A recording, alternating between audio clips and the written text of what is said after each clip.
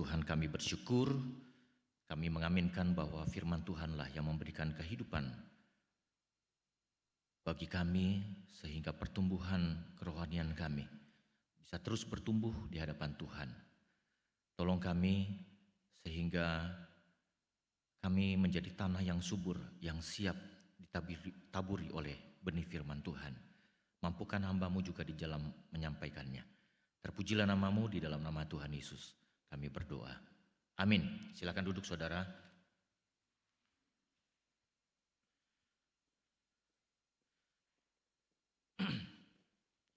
Baik, kita bersyukur kita boleh memasuki di Advent yang ketiga ini. Satu ucapan syukur yang luar biasa bagaimana penyertaan Tuhan di dalam kehidupan kita. Saudara-saudara, di bawah satu tema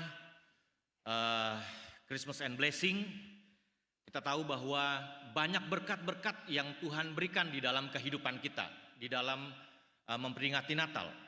Tetapi apakah di dalam berkat-berkat itu tidak ada hal-hal lain yang mungkin kita tidak pernah pikirkan?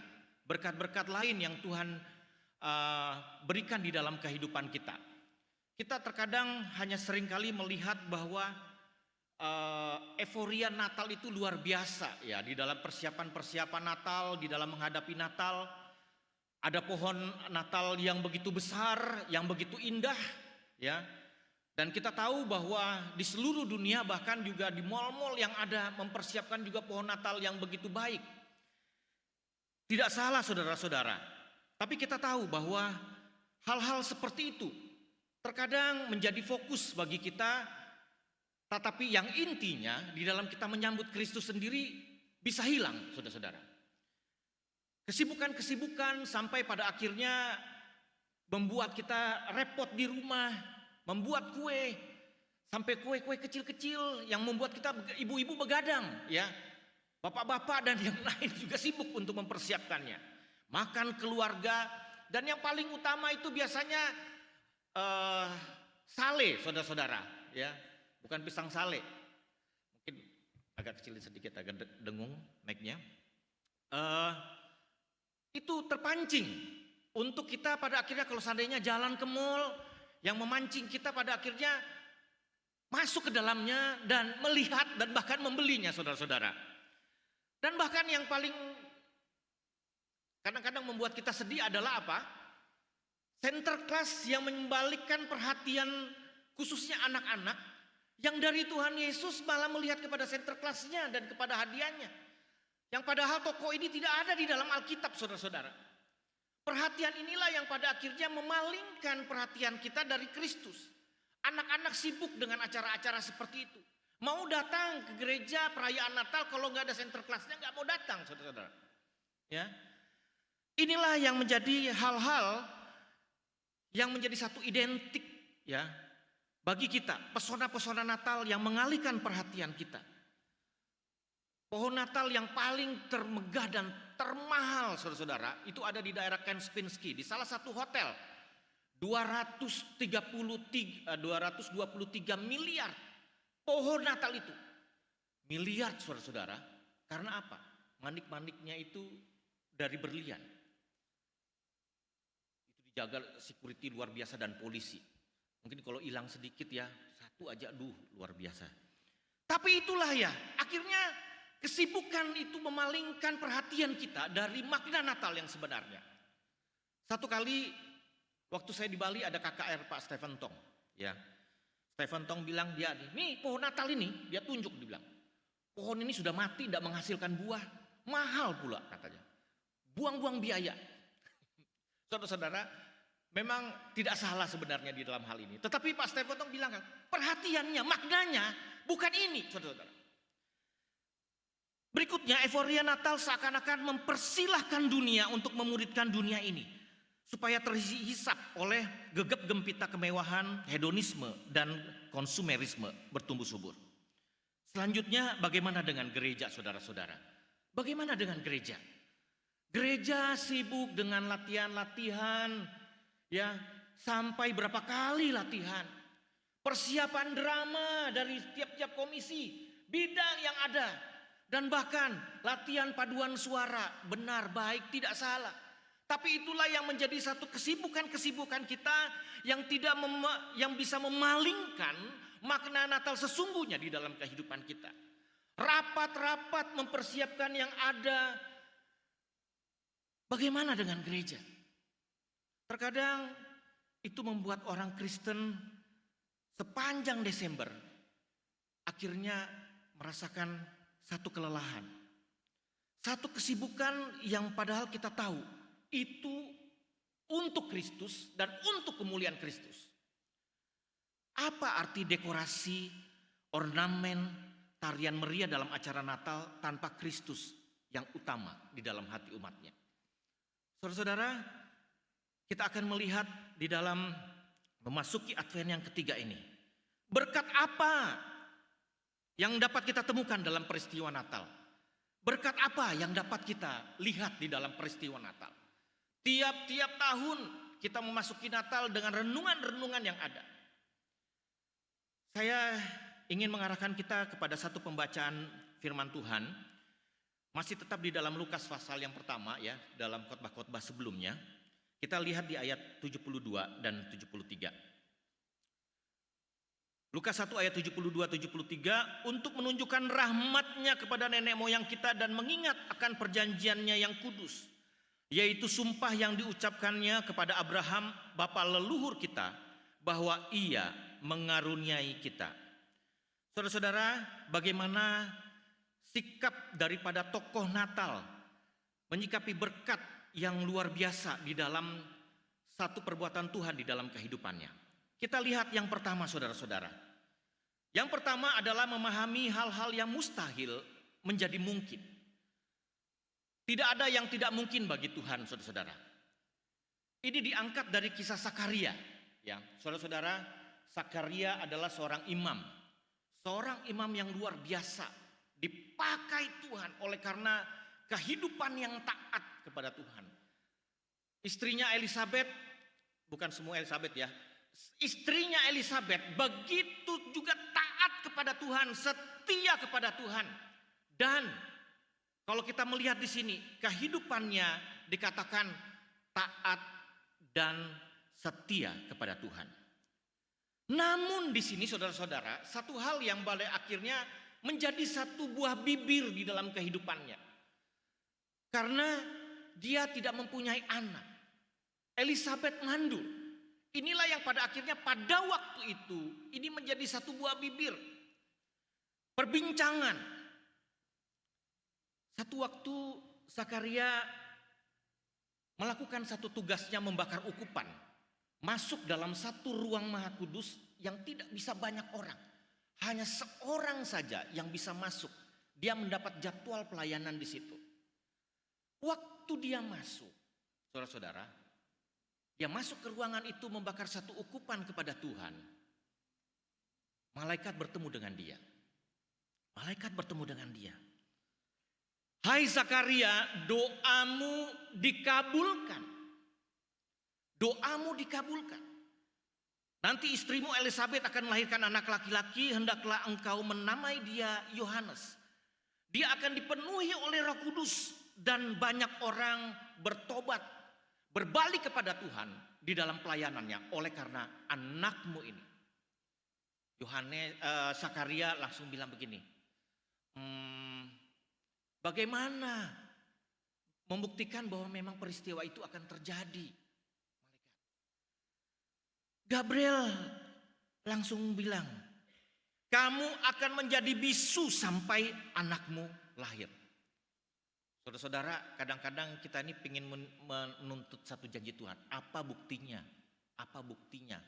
Kalau Tuhan berjanji kepada saya, apa buktinya? Malaikat bilang, nanti kamu tidak bisa ngomong. Pada waktu selesai pelayanan pembakaran ukupan itu di ruang Maha Kudus, dia keluar, saudara-saudara. Waktu dia keluar mungkin dia mau ngomong, mau selalu begini. Dia tidak bisa ngomong. Dia tidak bisa ngomong. Akhirnya dia bingung. Orang-orang sudah menunggu dia sebenarnya di luar ini. Kenapa ini Sakaria tidak keluar-keluar? Waktu dia keluar dia langsung tidak bisa ngomong dan akhirnya dia diberikan sesuatu untuk bisa ditulis. Dia menceritakan peristiwa waktu dia bertemu dengan malaikat di dalam. Saudara, beberapa waktu yang ada, hamillah Elizabeth. Setelah itu, selama 5 bulan, dia betul-betul dia istirahat di rumah. Dan ini menjadi satu sukacita yang luar biasa. Elizabeth dan semua pasangan ini menjadi satu hal yang luar biasa. Tetangga-tetangga kaget. Hah? Kamu ini sudah tua. Saudara-saudara, diperkirakan usia pasangan ini 70 tahun pada waktu mengalami mujizat ini. Tidak akan mungkin. Hampir tipis dengan Abraham. Oleh karena itu ini dikatakan seperti janji kepada Abraham. Yang juga mengalami peristiwa usia 80 tahun. Ini 70 tahun. Yang boleh dikatakan mati pucuk. Tetapi Tuhan bisa melakukan sesuatu hal yang tidak mungkin. Sampai keluar masyarakat dan tetangga dan semua saudaranya. Luar biasa ini Elizabeth. Dia mengandung. Saudara-saudara, memang malaikat bilang begini. Kamu akan bisu. Tapi nanti waktu saatnya. Setelah anakmu ini lahir. Kamu akan bisa bicara. Tiba waktunya saudara-saudara. Yang anggaplah biasanya wanita dalam mengandung itu 9 bulan 10 hari. Tiba waktunya untuk bersalin. Wah, semuanya luar biasa. Semua dengan kerabat dan semua hamba-hamba Tuhan yang juga bersama-sama sepelayanan bersukacita. Dan lahirlah Yohanes. Saudara-saudara, keluarga-keluarganya bingung ini. Keluarga-keluarganya Elizabeth dan juga Zakaria. Woi, kita kasih nama apa nih? Kita kasih nama apa? Sudah kasih nama ini aja, kasih nama ini. Biasa begitu ya. Ya kalau seandainya ini ya, bingung. Padahal sekarang pasangan-pasangan sekarang sudah mempersiapkan namanya. Dan ini juga sudah tahu, sudah jelas. Namanya itu sudah tidak bisa dirubah lagi. Akhirnya kasih nama ini, kasih nama ini.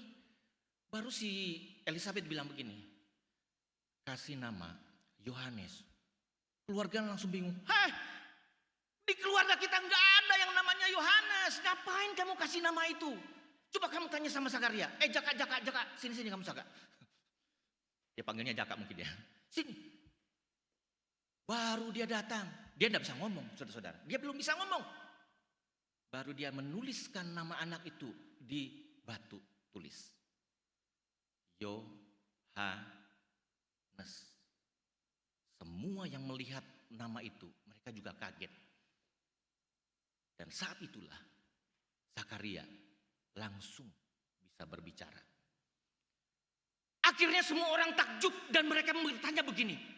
Anak ini bagaimana nanti besarnya? Apa yang nanti bisa dilakukan anak ini yang luar biasa seperti ini? Proses kehamilannya pun dengan mujizat Tuhan. Siapa anak ini sebenarnya? Saudara-saudara, disitulah terciptalah satu pujian ini. Satu teks ini. Yang berangkat dari pujian Zakaria. Tuhan menghapus rasa maluku. Orang menghina dia, keluarga dia bahwa kamu tidak punya anak. Tuhan menghapus itu semua. Dan saatnya Tuhan memberikan Yohanes. Tapi dia sadar bahwa Yohanes hanya sebagai alat Tuhan, saudara-saudara. Dia hanya pembuka jalan bagi Mesias itu. Dia hanya mempersiapkan jalan bagi Mesias itu. Saudara-saudara, peristiwa Zakaria hampir sama dengan Abraham. Makanya dikatakan dia pegang janji Tuhan ini. Kalau Abraham boleh dikatakan juga mati pucuk. Dan ini juga boleh dikatakan mati pucuk. Tapi Tuhan berbuat hal yang luar biasa. Kalimat-kalimat terakhir kalau kita lihat di teksnya di situ dikatakan apa? Yohanes semakin besar, semakin kuat rohnya yang ada padanya. Dia tinggal di padang gurun. Saudara-saudara coba perhatikan kehidupan Yohanes. Dia muncul pada waktu dia sudah dewasa. Langsung dia muncul di dalam pelayanannya. Makanya orang banyak bilang begini. Ada suara yang berseru-seru di padang gurun. Ya, bertobatlah, luruskanlah jalan bagi Tuhan. Saudara-saudara, Yohanes muncul saat dia sudah dewasa dan hidup juga di dalam pelayanannya, baru terdengar suaranya. Karena memang dia dipersiapkan untuk membuka jalan bagi Mesias itu. Saudara-saudara, Yohanes tahu bahwa dia hanya sebagai alat Tuhan pembuka jalan. Makanya Yohanes, kalau kita lihat saudara-saudara dalam pelayanannya, saya menceritakan di sini lagi Yohanes. Dia itu orang Balikpapan bilang gak pujungan, saudara-saudara. Banyak orang yang sudah dia layani, banyak orang yang mengambil keputusan percaya kepada Tuhan. Kalau Yohanes bilang gini, kalau saya buka partai ini, orang saya sudah banyak ini. Tapi dia tidak mau pujungan, dia tidak mau sombong.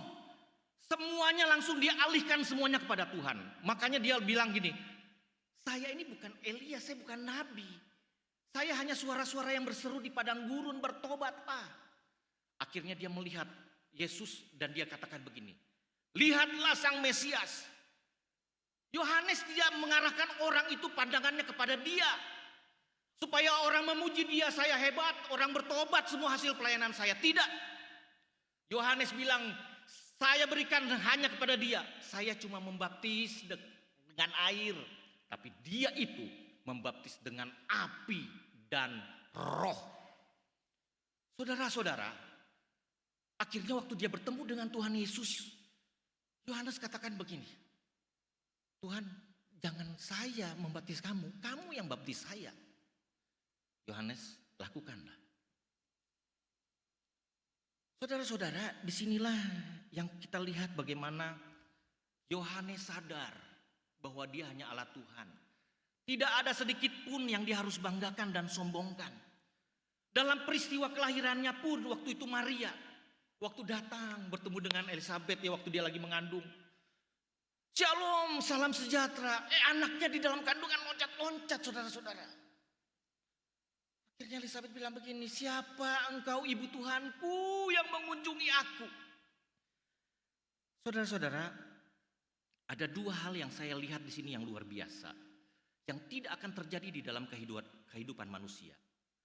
Yang pertama, mengandung Elizabeth yang boleh dikatakan mati pucuk, tapi Tuhan memberkati buah kandungannya dan melahirkan seorang alat Tuhan untuk pembuka jalan Mesias. Yang kedua, Maria, seorang perawan yang juga buah kandungannya dipakai untuk membesarkan juru selamat. Tidak akan ada terjadi di dalam kehidupan manusia. Cukup sekali ini, saudara-saudara. Peristiwa yang luar biasa. Bagi manusia mustahil, tapi bagi Tuhan tidak ada yang mustahil. Pergumulan itu muncul, berkat itu muncul dari pergumulan yang ada. Berkat itu muncul di balik kesulitan yang ada. Celotehan-celotehan orang, kamu tidak bisa punya anak, kamu begini-begini, tetapi berkat Tuhan muncul di dalam kehidupannya. Akhirnya Zakaria bilang, Tuhan menghapus segala kehinaanku. Saudara, banyak cerita di dalam Alkitab bahwa berkat itu muncul dari pergumulan yang ada. Yusuf dibenci saudara-saudaranya, dijual, baru difitnah lagi sama Tante Potifar. Tetapi berkat Tuhan, Tuhan luar biasa, Tuhan munculkan dia menjadi alat Tuhan, menjadi orang kedua di dalam negara itu yang memerintah negara itu. Janda di Sarfat, saudara-saudara, kalau kita melihat di 1 Raja-Raja 2 ayat 17, dia ketemu sama Elia. Elia udah bilang gini, karena memang masih musim kering. Sudah, Bu, tolong buatin saya roti. Minta maaf, saya cuma ada tepung sedikit buat minyak. Kalau saya buatkan untuk kamu, habis itu nanti anak saya mau makan bagaimana? Ini pun juga waktu saya makan sama anak saya, sebentar lagi langsung mati saya. Elia bilang, buatkan aja dulu. Dibuatkan, saudara-saudara. Dan akhirnya Tuhan memberkati. Itu tidak habis-habisnya tepung untuk membuat roti dan minyak sampai musim kering selesai. Dan waktu beberapa hari itu anaknya sakit dan meninggal. Akhirnya peluknya anak ini, dia tidur di atasnya. Tuhan bilang, Tuhan tolong. berikan kembali nyawa anak ini.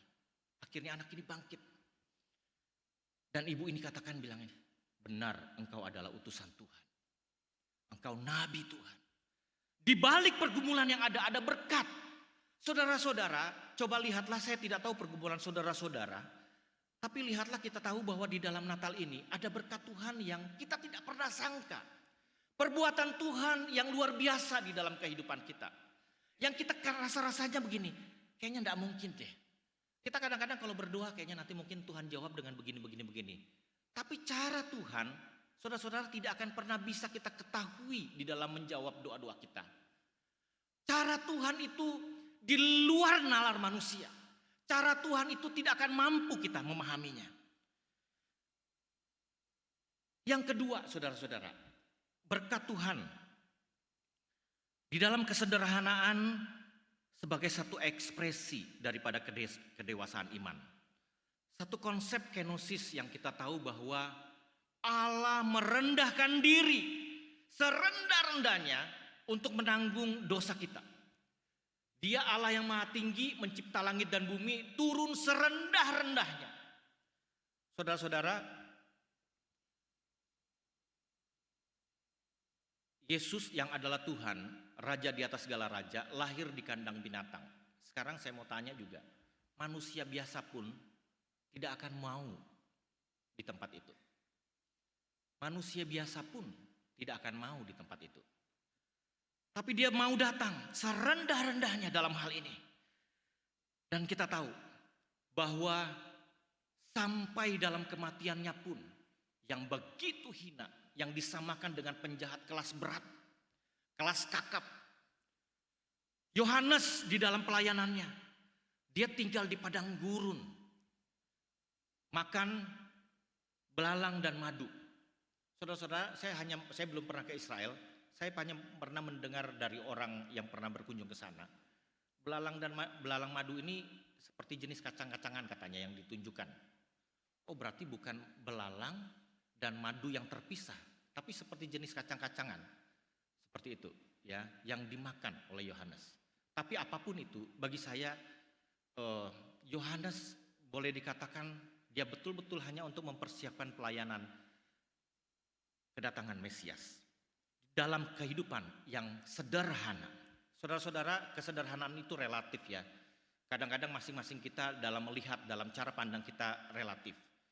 Tidak boleh nanti hari Natal kita beli baju baru, sepatu baru dan segala macamnya. Betul, karena mungkin kamu tiap minggunya selalu beli baju baru dan sepatu baru, begitu ya. Tapi ada orang-orang tertentu yang dia buat tabung dengan baik. Nanti waktu saya Natalan kalau bisa saya beli baju yang baik. Sepatu dan bahkan beberapa aksesoris yang mungkin aku bisa pakai, tas. Cara pandang yang berbeda, relatif saudara-saudara. Tetapi yang paling utama adalah di sini jangan sampai Natal itu diidentikan dan difokuskan pada hal materi. Jangan sampai pada akhirnya materi itu memalingkan perhatian kita yang sebenarnya kepada Kristus yang sudah lahir di hati kita. Saya ingin di dalam perenungan ini berkat apa yang kita boleh lihat di dalam kehidupan kita. Kita masuk di dalam latihan jiwa kita, saudara-saudara. Latihan jiwa kita, berkat apa yang akan kita usahakan di dalam memasuki perayaan Natal kali ini. Belajar untuk menyangkal diri dan memikul salib. Saudara-saudara, sebenarnya bukan waktu Natal ini saja kita belajar menyangkal diri. Dalam tiap hari, minggu, bulan, tahun, kita belajar untuk menyangkal diri kita. Banyak hal yang sebenarnya harus kita sangkali. Dan kita harus belajar memikul salib. Kesulitan apapun, pergumulan apapun, kita belajar untuk memikulnya. Jangan sampai nanti kita kecewa sama Tuhan, marah sama Tuhan. Kita belajar itu, karena di balik itu ada berkat Tuhan. Dan yang kedua, berkat apa? Kita belajar mencukupkan diri dengan apa yang Tuhan berikan bagi kita. Sehingga saya aminkan, ada berkat yang tidak pernah terhingga di dalam kita memasuki Natal. Nanti Natal berikutnya ada berkat lain yang kita rasakan. Nanti Natal berikutnya lagi ada berkat Tuhan yang luar biasa yang Tuhan persiapkan bagi kita. Memasuki Advent ketiga ini biarlah menjadi satu perenungan bagi kita. Apa yang ingin kita lakukan di hadapan Tuhan? berkat apa yang kita ingin lihat yang Tuhan perbuat di dalam kehidupan kita, keluarga kita, ya, di dalam relasi kita bersama orang lain. Tuhan pasti akan terus bekerja bagi kita. Mari kita berdoa. Tuhan, kami bersyukur dan berterima kasih. Tuhan tolong kami, Tuhan berkati kami. Kami tahu bahwa Tuhan akan terus memberkati kami dengan hal-hal yang tidak pernah kami pikirkan. Tolong kami Tuhan, kami rindu makna Natal yang sesungguhnya. Tuhan yang sudah ada di dalam hati kami. Biarlah Tuhan terus lanjutkan di dalam kehidupan kami. Terpujilah namamu, di dalam nama Tuhan Yesus kami berdoa. Amin.